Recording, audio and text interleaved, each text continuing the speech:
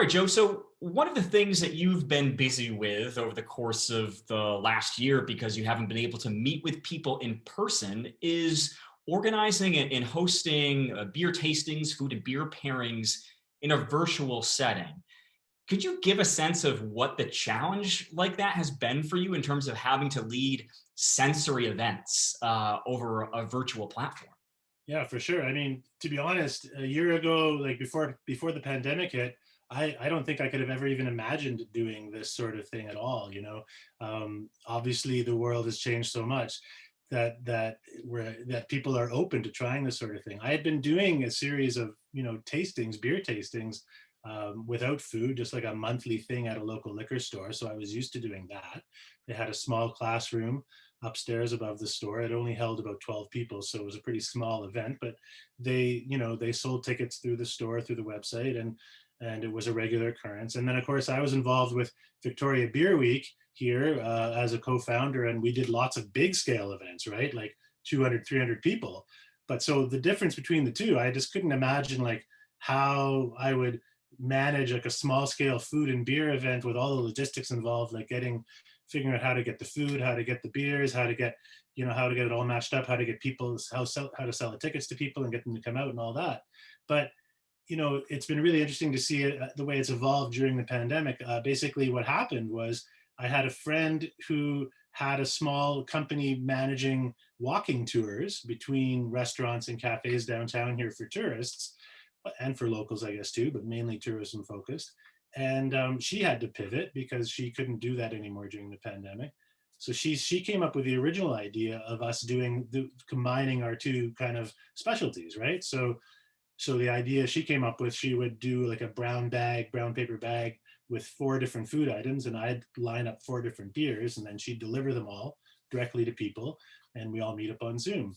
And it's been really, it's been surprisingly successful. I mean, as opposed to the small classroom where we could only have like a dozen people, we've had 30, 40 people sign up for these, and we're only really limited by how much she can deliver in one day, because she wants to deliver fresh, the food as freshly as possible, right? So in that sense, I think she caps it at about 20 different households. And so we've basically sold that out a few times already, and it's been a lot of fun, and people really seem to have liked it a lot. So yeah, you're asking specifically about challenges. I guess the main challenge I see, as from my perspective, is I wouldn't want to have to go about figuring out all the different restaurants that we're working with, trying to figure out how we're going to package all those items, and then go about delivering it and all that.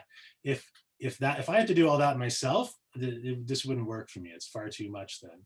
But she already does that as part of her business, so it makes perfect sense in that sense for me then, because then I just team up with her, and she does the stuff I don't want to do, and I do the stuff she doesn't want to do, I guess. So, talk to me about talking about beer, especially when we're talking about maybe interacting with more layman audiences. Doing that in person gives you a bit flexibility in terms of the way you can engage with them. That's obviously taken away or has to be different when you're doing it virtually. But even just maybe the way that you've had to adjust the way that you approach that kind of event, what is the key to talking about beer at a time like this? One thing I've noticed is that it's largely the same virtually as it was for me in person. Obviously, there's a little less of a give and take, and a little less of the obvious kind of clues, because you don't necessarily see everybody's faces as readily as you do in a room. But it's not that much different, and I was a little worried about that too, to be honest, because I felt like people might want it to be a little more formal or a little more structured online. I'm not sure why, but I guess I just thought that might be the case. More like attending an event, attending a big scale event and having a presentation almost. But I've found it's very similar. But what I find is the most important factor, either in person or virtually, is storytelling. So if you know, my background in talking about beer here in BC is largely through the book that I wrote. That's when I kind of got into it, and that was all about telling the stories that I discovered by visiting the breweries and getting to know the brewers, and finding out what got them to open why they opened a brewery and things like that.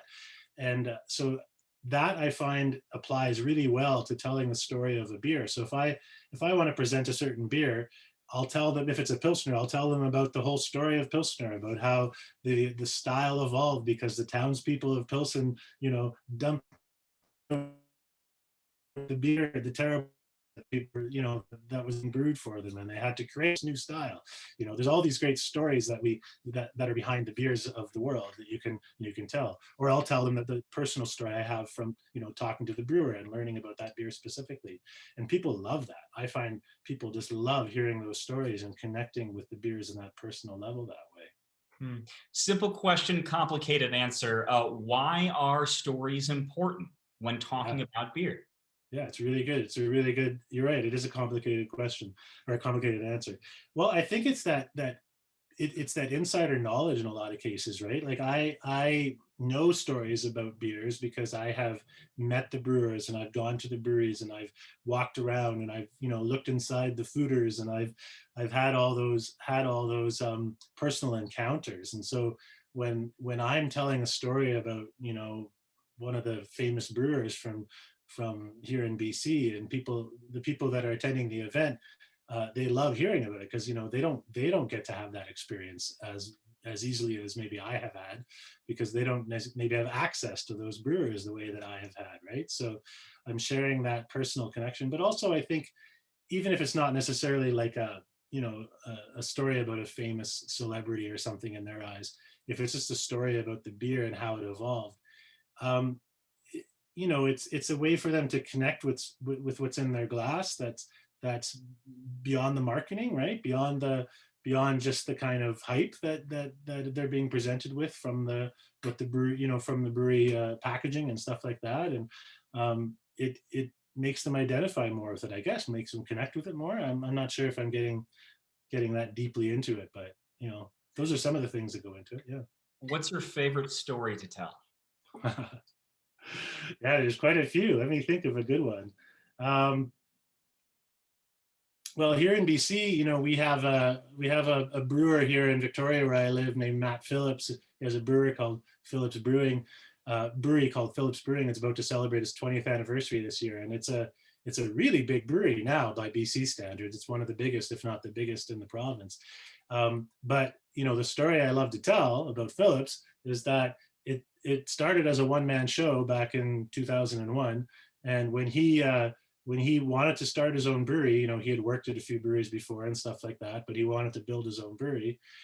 He went to the banks and he tried to get loans, and they all turned him down flat. So he went and signed up all the credit card applications he could find and maxed them all out to build his own brewery. Lived in the brewery, for the first couple of years, showered at a nearby gym, did everything himself, and the slowly grew his brewery, slowly added employees, all that stuff.